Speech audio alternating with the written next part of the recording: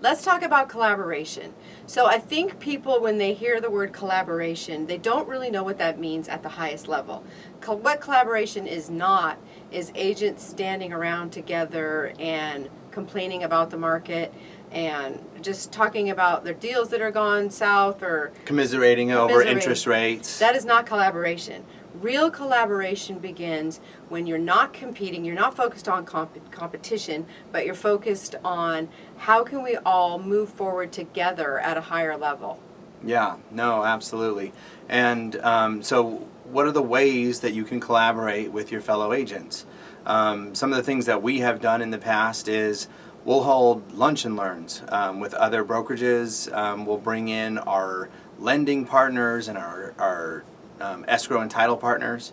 We'll hold parties, cocktail hours, and we just, in a month ago or so, we had our O-Shift event, which was talking about how to recession-proof your real estate business.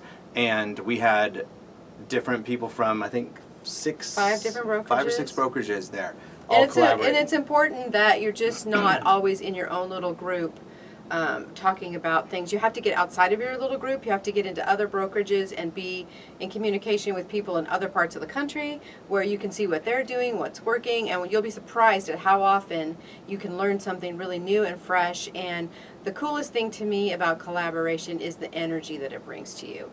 It just gives you such a feeling of, okay, we're in this together, we can do this. Yeah, absolutely. One way to think about it is, realtors, we are professionals. Our career is a professional career.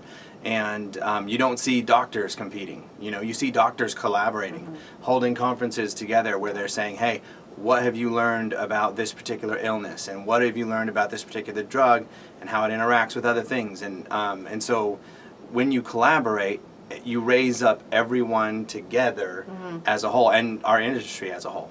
And not just in a transaction. That's always been the funnest thing to me in real estate is that you're in a transaction and you're collaborating with another agent on how do we bring this to a closing. And there's no reason that can't extend outside of your transactions and into your career, that you're just going to be open-minded and giving towards your peers in this industry and sharing knowledge. And when you share knowledge, more comes back to you. Yeah.